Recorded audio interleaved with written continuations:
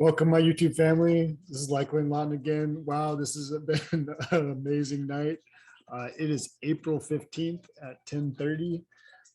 And wow, you guys, I just was in this auction. I wanted to share it with you. It got pretty crazy. I will share it with what happened here in a second. But I just wanted to say that I think one of the biggest barriers that we have in cryptos, especially, is education. And education, it seems like, is probably, I would say, the number one hurdle for Bitcoin and cryptos in general. Just because, and it's kind of sucks because it's actually really hard to educate people uh, on cryptos. So I would encourage people that understand Bitcoin. I don't know. I know for me, it took about 5-6 months to really fully understand Bitcoin and its capabilities and how it worked and what decentralization was and what true decentralization was. And then I read Satoshi's white paper, and I would highly recommend people reading Satoshi's white paper. It's not very long, and it basically goes over what sound money is and how his vision for what that is. There's a lot of coins that have strayed from the paper, and there's a lot of disagreements on what the paper is and how the different. It's kind of like the Bible at this point. There's a lot of different interpretations now of the paper, or people that just disagreed and gone a separate way, right? Cup and chocolate for you guys. I will share what happened. I was in a bidding auction right now. So what is the metaverse, you guys? Like, people talk about it. Why would I even want to buy digital piece of metaverse, right? And basically, I just want to be involved with the community because the Shiba Army is pretty awesome to be part of. They're pretty fun. But basically, they're kind of comparing it. Talking about the metaverse feels not like talking about the internet back in like the 70s and 80s, you know? So it's like people talking about the internet back in the 70s, 80s. They kind of know what it is. And they kind of see that it's coming, but they don't really know how it's going to work or how it's going to be. I kind of view it like is like Star Wars, like how the little holograms come out of the thing, and instead of me like sitting in front of a computer, I could be standing up because they're gonna find that sitting is probably bad for you. And you're gonna have to like stand up, and then have to do like holographic images, and you can interact with like the images and go shopping like on the little in the hologram and do your things and browse and go talk to people and go have a party or get married or whatever you want to do. But I mean, I'm not gonna get married. I love my wife in the real world, but there's lots of different things, like lots of different possibilities. You go float around, you can fly, you can do UFOs, like you could have have laser fights, or you could and people that kind of so it's actually, there's no single portal. So like many experts look at the metaverse as a 3D model of the internet. So they're basically comparing it to physics that matches the physical world. I guess they say, so it's not just a video game. Well, the metaverse is far more expansive than just a video game, is what they're saying. But if they had to like compare it to anything, they would compare it to Second Life, the game, kind of like a simulation of like real world. Would eat, shower, do anything the real world. I don't know how much, if you would want to be in the metaverse, it's like mimicking the real world, right? Like you kind of, I don't know what's the point of like that, but I guess there's going to be a lot of different interpretations. I kind of view all these metaverses, at one point the technology is going to merge them all together, create one big like multiverse, and you can go visit or whatever, any place you want. I think software and stuff like all these games are going to be like pretty open source here pretty soon. I feel like it's just going to be like immediately like put down, and it's going to be hard to like keep things like from like open source engineering. I think is going to have a real big part of the future. And so is it safe to be in the metaverse?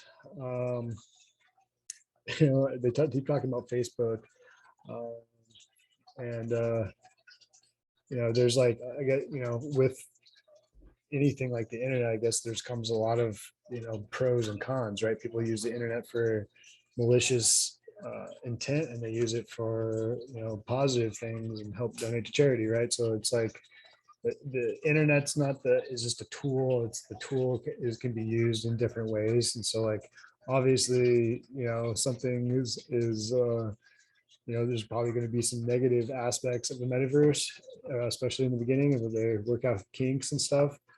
But it's very interesting. I'm looking forward to it. I will have to switch. I have to show you guys this thing because it got crazy tonight. I was um,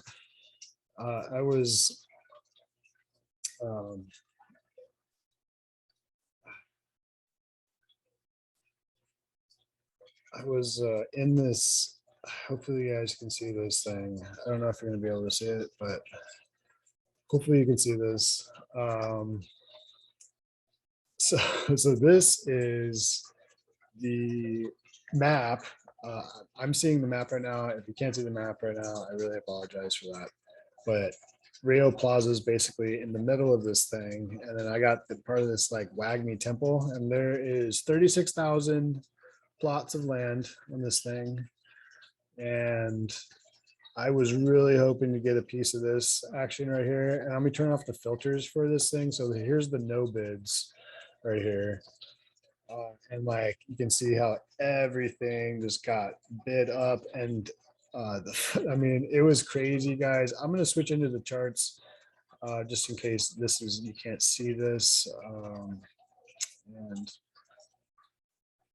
I just wanted to go through some. That was just so crazy, guys. I swear Elon was in there too, and he was. I mean, I went from like the last 10 minutes of the auction. It went that center plaza that I was showing you, the center section of that map went from like 1.2 ETH all the way up to like 2.1 ETH, like, and then there was all these plots that were just going for 420 ETH, and I was like, oh man, Elon is just buying up plots right now in his own metaverse. So it was crazy. And then there was a bunch of people just buying random plots for 840, 8, 8, 8, 8 ETH, 8.4 ETH. Like that's like a ridiculous amount of money to spend on a digital piece of property. Like I'm not that crazy.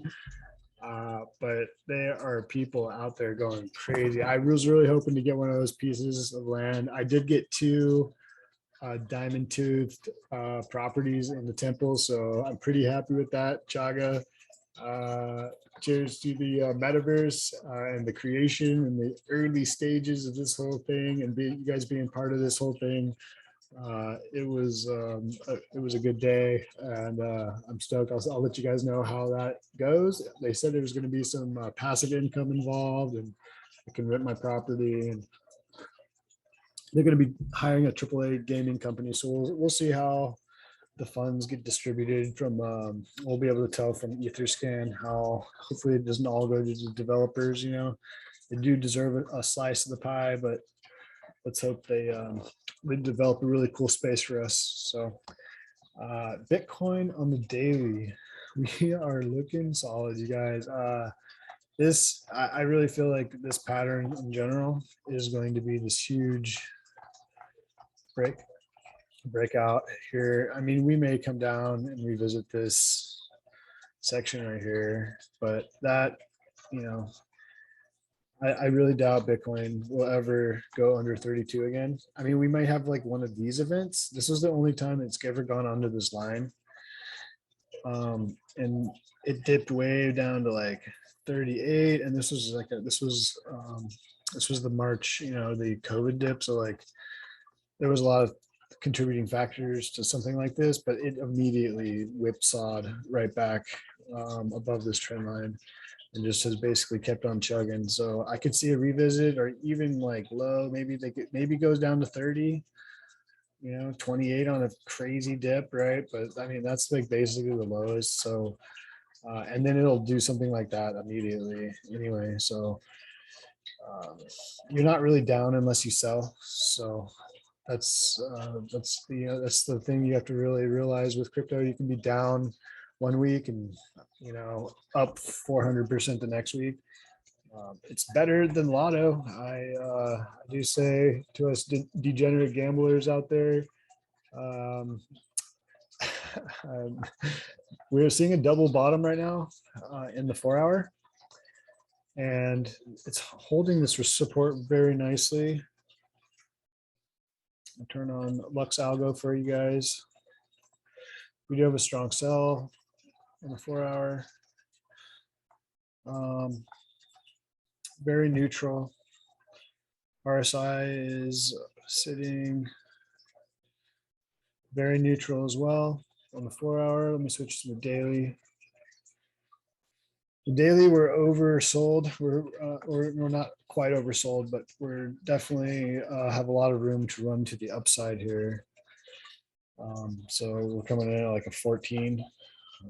These circled areas are the best times to buy Bitcoin on the daily, right, on the extended RSI. So using this tool is super helpful. And then the other one that you can really trade Bitcoin off of is this one.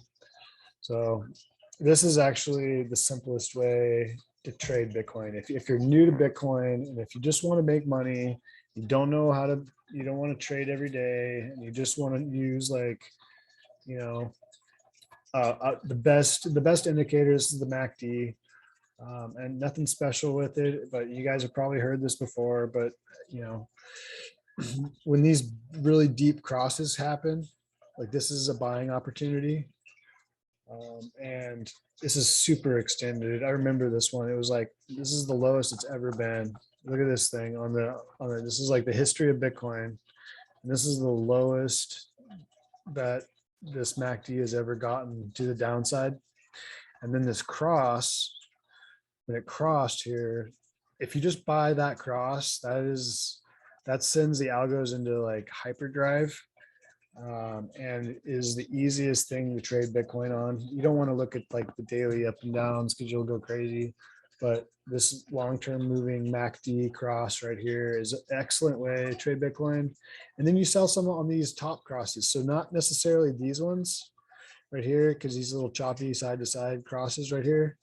But when it gets above, up above this line, above up here, and then it crosses, that's a time where like, okay, yeah, I bought here and I sold a little bit right here, and you just keep doing that and you get more Bitcoin, right? So I have those circled right here right now. This one is really low. So this cross right now is really low. So that's not really convincing me to be like, oh, well, this thing is going to go shoot like way down here again. And anything, it's cooling down here. The MACD is cooling down. So it looks like we're starting to curl already. So I could see something like, I'm not going to speculate on what's going to happen here. But it looks like we're cooling down, and we're waiting for a green candle here. A green candle here, and this thing is going to start curling back around, and we're going to do a whipsaw back to the upside here. So it looks like we're starting to do that already. So that's really great. So I just wanted to go through some simplicity. Sometimes I know my charts can get a little bit hectic and stuff. So sometimes I like to get back to simplicity. We did have a MACD cross, up here. If you were going to sell, then you would have sold back in April 7th or April 6th. So yeah, so it would have been like a week ago. So that's when you would want to have wanted to sell. And that is that would have been a questionable one. That would have been a questionable one if I would have gotten out. I didn't actually get out right there. I got held through this one right here. Because of just of macroeconomic factors and such going on right now. But it seems like it was a good move because we are starting to cool down, and I bet this thing's gonna flip here green in the next couple days. So this is ETH, by the way, on the daily. Shiba, my sweet little Shiba, dude, we got some diamond tooth. I'm really am excited, you guys. I'm super excited about the whole the metaverse and getting a piece of property in that. And I can set up my wife's store and stuff, and her little mushroom store in the temple. Have a little chill spot, rent it out, go to the dog pound, and I'll let my little dojis come visit me in my Shibaverse. Digibyte had a cross here on the daily, but we are starting to curl back around. This is a really nice play going on. I think we're just having a retest right now. It just gave us an X right here, and that's actually on the cipher getting some bullish divergence. Digibyte's looking really nice. These X's are kind of like these low points where things get a little overextended. You can see how there's always usually a kind of a pump, after these X's. Even if not just for like a little bit, like these are the small, but from the bottom of this wick to the top of here is 54%, just that little one, right? So these X's are typically followed by a buy. So you really want to see this X, and then you want to see a buy. That's ideal, on that. But this, you have a buy. I held through these right here, but this X, we're waiting for this buy signal to pop right here. Looks like it's curling back around. Doji,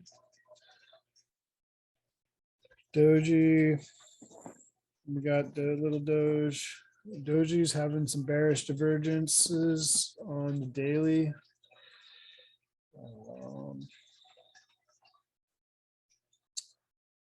We have the MACD.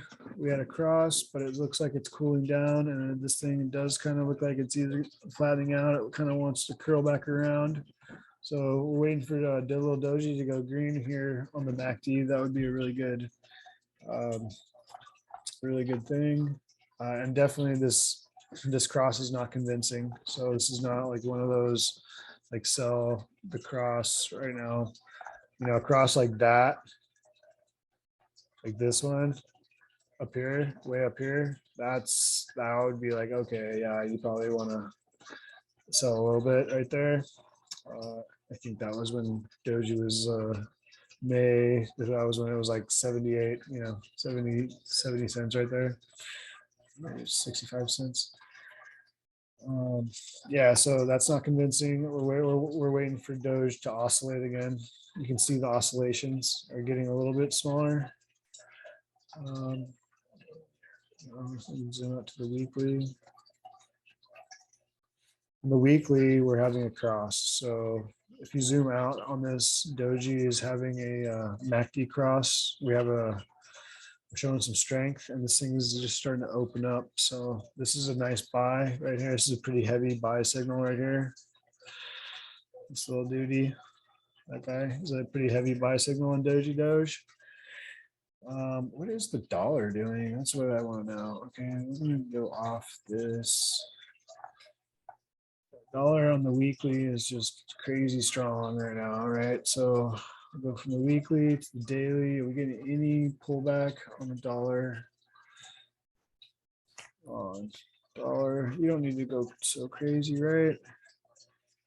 The thing that is exciting is the dollar is reaching these like, I'm gonna turn off Lux on this guy.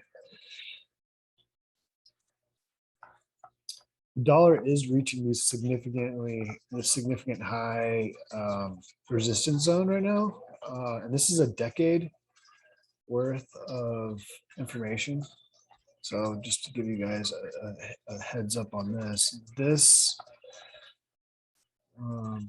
is a decade. So from here to here, It's from 2014 to, or yeah, 2014 to 2022. So almost a decade of highs here. And we just keep bumping our head into this top part right here. And we're coming up there again. So, you know, if the dollar hits 102, this is significantly showing us that we're bottoming out on cryptos and we're about to start our bull market. So if this thing comes up and hits this 104 level here, this was the 2017 3000, you know, I think it was like 600 and it went all the way up to 20,000. And then Bitcoin, this was the 3,000 all the way up to 63,000. You know, and so we're coming up here. This kind of shows you that we are in a bear market right now for Bitcoin.